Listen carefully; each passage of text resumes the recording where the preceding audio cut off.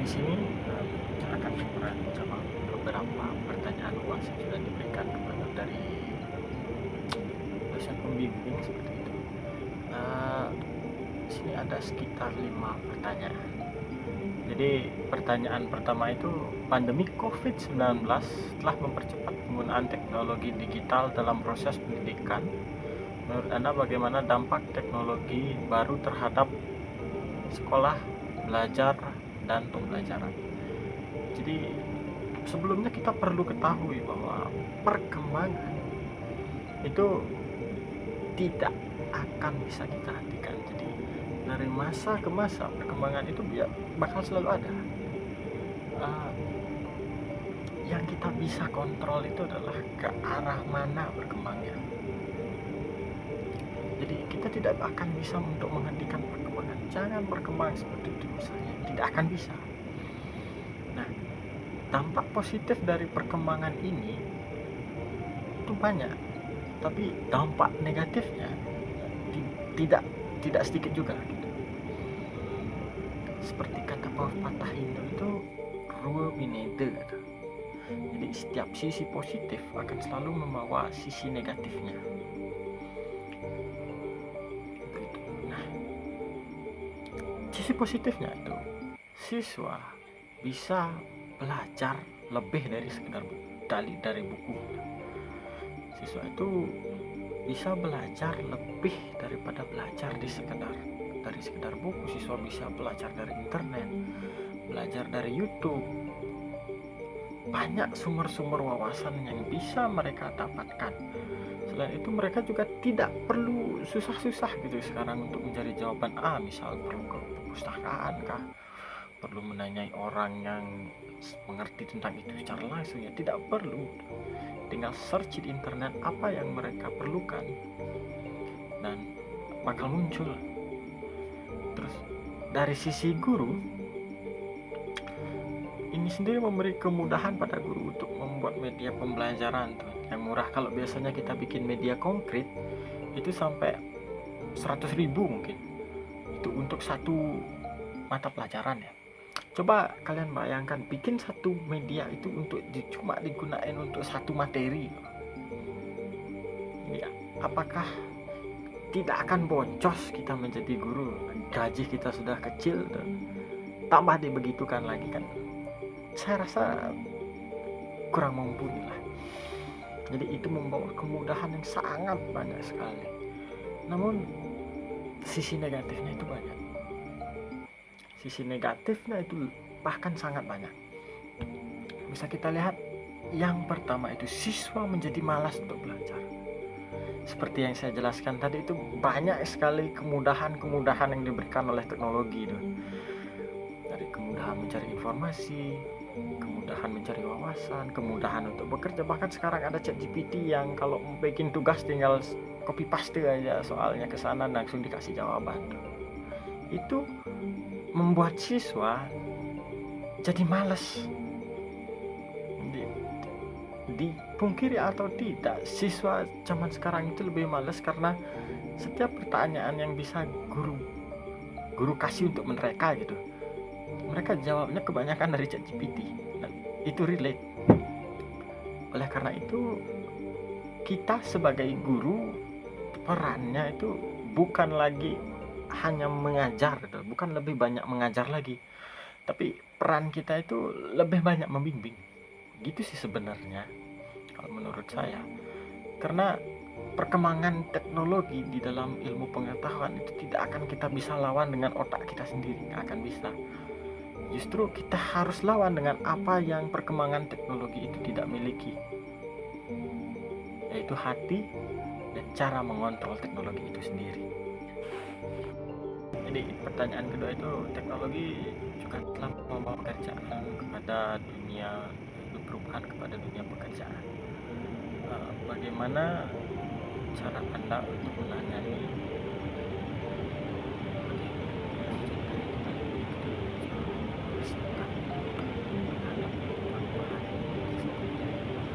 simpel saja? Apa saja yang terjadi? Perubahan di era sekarang tidak ada. sekolah saja, tapi juga termasuk ke dunia kerja. Sisi positifnya, dengan kemudahan yang ada, kalau dulu kita bisa menulis mungkin makalah atau paper satu halaman itu butuh waktu 20 menit, sekarang hanya tinggal selesai, seperti itu aja. Jadi dengan kemudahan ini, work kita itu bisa semakin efisien.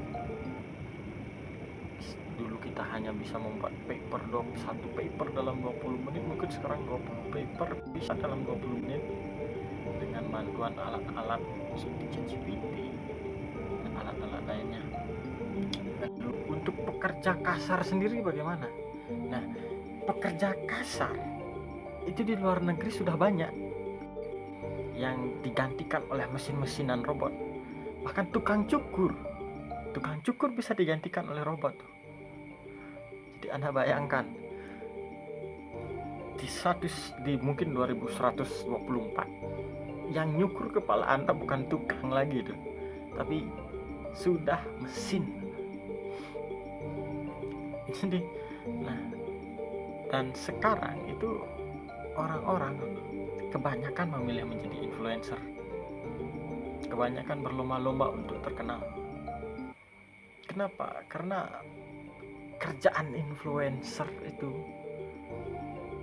tidaklah kerjaan yang berat, mungkin hanya tinggal bermain-main saja, dan mereka dapat gaji yang pasti. Mereka dapat gaji yang bahkan lebih tinggi daripada guru kasar. Dan orang-orang sekarang berlomba menjadi terkenal karena mereka ingin menjadi hal yang seperti itu. Tapi sayangnya sosial media itu tidak melirik mereka terkenalnya bagaimana. Masyarakat di sosial media itu tidak peduli mereka terkenal bagaimana. Bisa kita lihat sekarang di TikTok misalnya. Ada beberapa bahkan pemain OnlyFans atau bisa kita bilang yang kontennya 18+, dan bahkan bukan disamar-samarkan lagi, memang membuat, dan itu terkenal di TikTok, itu terkenal di sosial media. Ini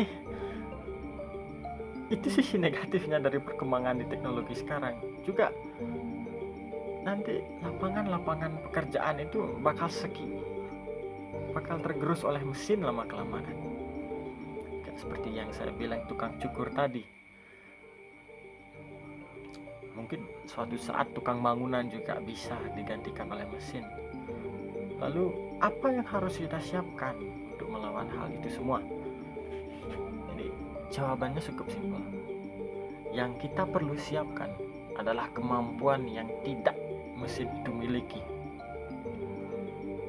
Mesin itu mungkin punya kemampuan untuk memotong 10 kepala dalam 10 menit.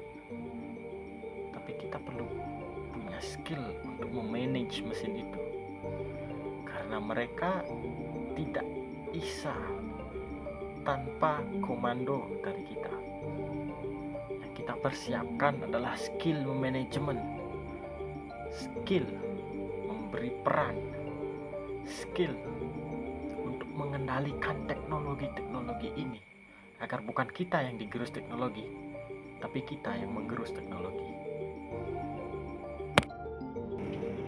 Jadi apa saja skill yang diperlukan kepada abad 21 kalau tidak salah di pertanyaan yang ketiga ya. Pertanyaan ketiga, menghadapi tantangan kehidupan abad 21 diperlukan keterampilan skill yang penting Anda miliki. Jelaskan keterampilan apa saja dan bagaimana usaha Anda untuk menguasai keterampilan skill tersebut. Jadi menurut saya di abad ke-21 ini kita perlu punya banyak soft skill. Apa itu soft skill? Itu adalah skill seni. Itu seperti skill mungkin menggunakan kamera, skill mengedit video, skill mengetik, skill membuat artikel, skill berbicara. Itu termasuk ke dalam soft skill, dan kita harus punya banyak dari soft skill tersebut, tapi yang paling dasar harus kita miliki itu ada 4. Yang pertama berpikir kritis, yang kedua itu kreatif, ketiga itu skill berkomunikasi, dan skill untuk berkolaborasi. Saya jelaskan kenapa skill ini penting untuk di abad 21. Berpikir kritis itu bisa kita gunakan untuk banyak hal di abad ke-21 ini. Begitu juga kreatif, di mana sosial media itu sangat diperlukan. Mohon maaf, bukan sangat diperlukan, di mana sosial media itu sangat menentukan abad ke-21 ini. Jadi kita harus bisa kreatif dan menghasilkan produk-produk baru. Karena mau tidak mau di abad ke-21 ini kita harus kreatif. Skill berkomunikasi dan skill berkolaborasi. Komunikasi itu kita penting untuk menjalin relasi dengan seseorang. Karena di abad ke-21 ini kita tidak bisa hidup sendiri. Jadi Anda tidak akan bisa hidup sendiri di dunia ini, men. Serius.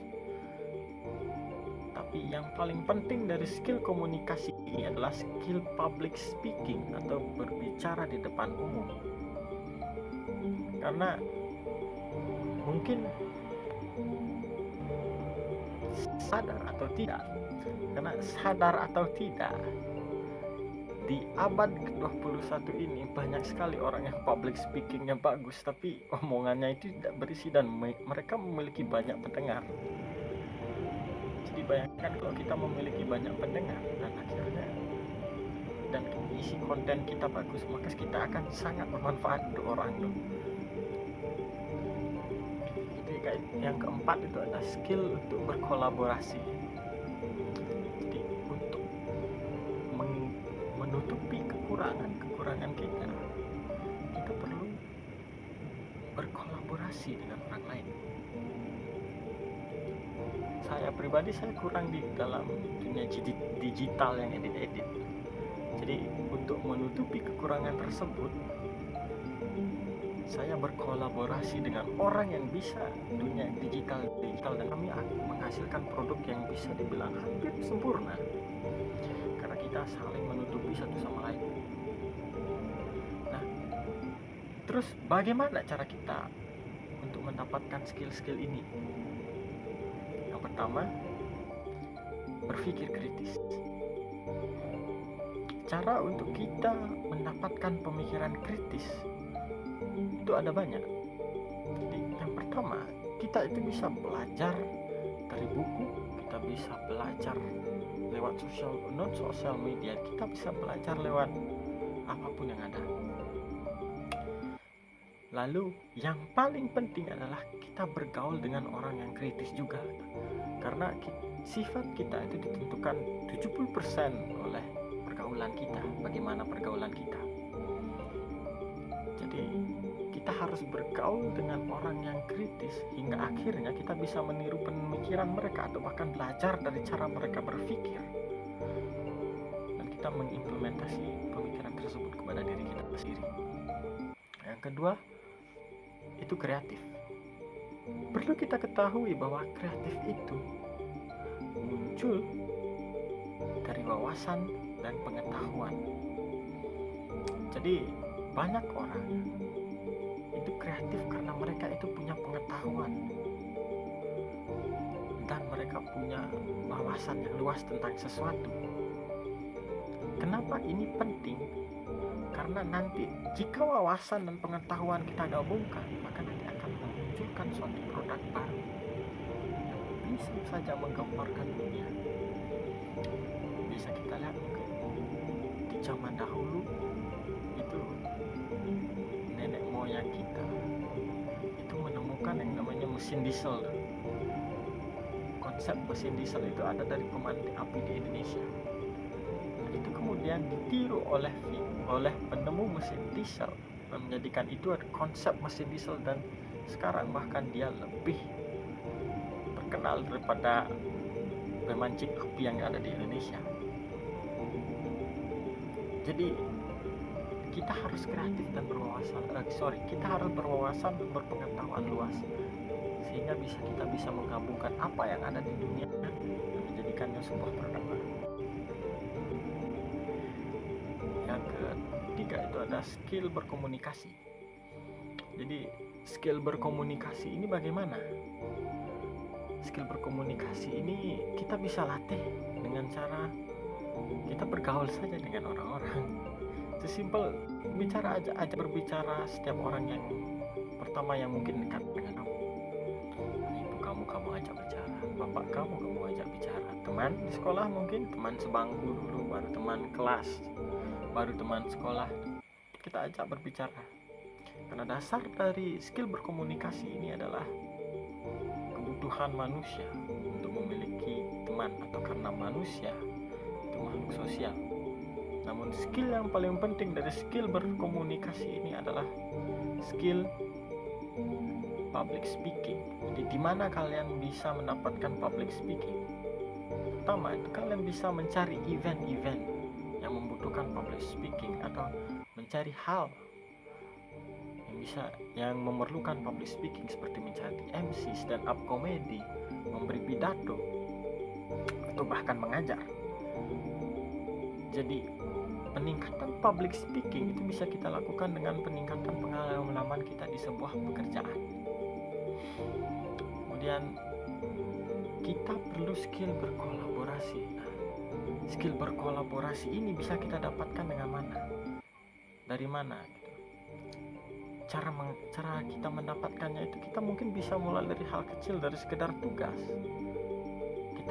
Pertama kita harus mengetahui kekurangan kita di mana, mengetahui kelebihan kita di mana, kelebihan teman kita di mana, dan kekurangan mereka di mana, sehingga kita bisa berkolaborasi antara satu dengan yang lain dan membuat kerja itu menjadi efisien.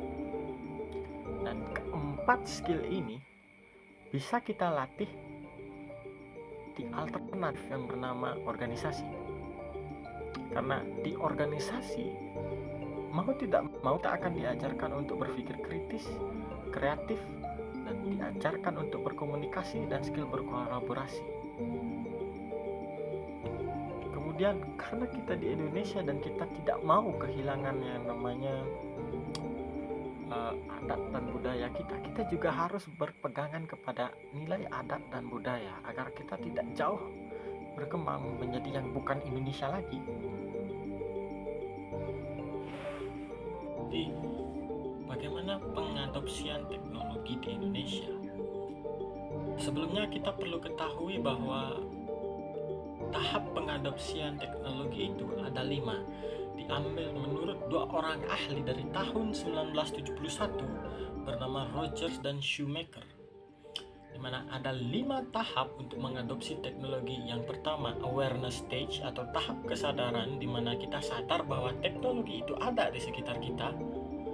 Kemudian interest stage, di mana kita tertarik dengan teknologi tersebut.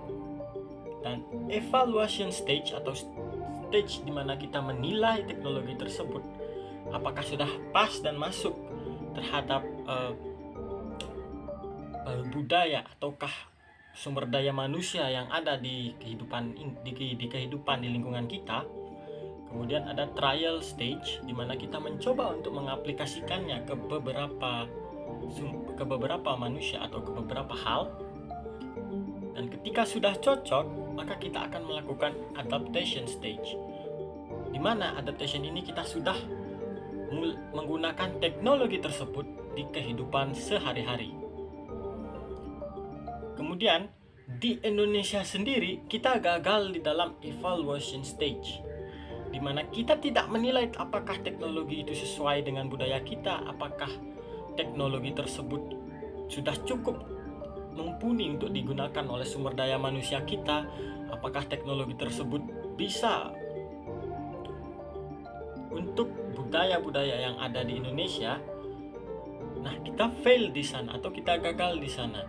Jadi ini mengakibatkan banyak sekali pergeseran nilai budaya yang dibawa oleh teknologi tersebut, terutama teknologi di sosial media. kita bisa lihat banyak sekali pergeseran-pergeseran budaya yang terjadi. Dari mulai nilai moral, nilai susila, pemikiran manusia, dan lain sebagainya.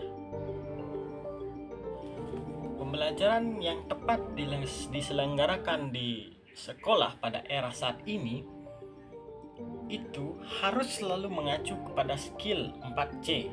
Yang pertama, critical thinking, kreatif, komunikatif, dan kolaboratif. Jadi keempat hal ini harus selalu ada di pembelajaran di masa digital saat ini, karena skill ini merupakan skill yang sangat penting dimiliki oleh para siswa kita. Kemudian, bagaimana cara kita menilai atau bagaimana seharusnya pembelajaran ini berlangsung? Pembelajaran ini harusnya berlangsung dengan selalu berorientasi kepada 4 skill tersebut. Mau menggunakan metode pembelajaran apapun ya silahkan, mau menggunakan grup ya silahkan, mau menggunakan project base ya silahkan, asal selalu berorientasi kepada 4 hal ini. Kemudian untuk penilaian, kita bobotkan yang paling berat kepada tentu saja 4 hal ini lagi. Gimana creative thinkingnya, gimana critical thinkingnya, gimana mereka berkolaborasi, dan bagaimana mereka berkomunikasi. Karena penting bagi kita di zaman sekarang untuk membekali anak-anak didik kita dengan 4 skill yang sangat mumpuni ini.